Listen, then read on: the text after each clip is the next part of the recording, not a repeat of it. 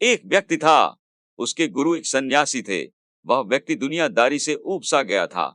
वह अपने गुरु की तरह ही दुनियादारी छोड़कर सन्यासी बना चाहता था। उसने अपने परिवार को यह बात बताई तो सभी ने मना कर दिए, यह कहते हुए कि हम सब आपसे बहुत प्यार करते हैं।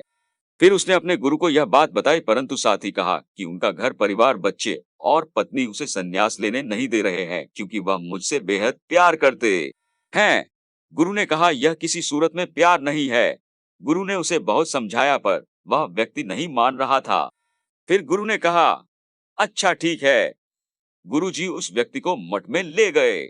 इसके बाद गुरु ने उसे योग विद्या सिखाई जिससे वह अपनी सांसें रोककर मुर्दे जैसी अवस्था में घंटों तक रह सकता था। यह सब सिखाने के बाद गुरु ने उसे एक योजना बताई और उसे घर भेज दिया। दूसरे दिन वह व्यक्ति अपने घर पर मुर्दा पाया गया। परिवार के सारे लोग इकट्ठे हो गए। सभी रो रहे थे, विलाप कर रहे थे। वही उसकी पत्नी सबसे ज्यादा दुखी हो रही थी। पूरे घर में कोहराम मच गया था। सभी की आंखें नम थी। वह व्यक्ति मुर्दा अवस्था में था, मगर योग अभ्यास से आसपास के माहौल को महसूस कर सकता था और सुन सकता था। उसे बड़ा सुकून मिला कि उसका परिवार उसे कितना प्यार करते हैं। अंततः उसने संन्यास का इरादा त्यागने का फैसला कर लिया। कुछ ही देर बाद उस व्यक्ति के गुरु वहां पहुंचे। गुरु ने सभी को शांत किया और अपने शिष्य के पड़े शव को देखा। कुछ देर शव को देखने के बाद उसके परिवार वालों को कहा इस शव में जान फूंका जा सकता है। इस व्यक्ति को मैं अपनी विद्या से जिंदा कर सकता हूँ। यह बात सुनकर घर के सभी लोग बहुत खुश हो गए। सभी को एक उम्मीद की किरण नजर आ रही थी। यह सुनकर सभी लोगों की सांसें रुकी की रुकी रह गई। सभी ने एक दूसरे को देखा।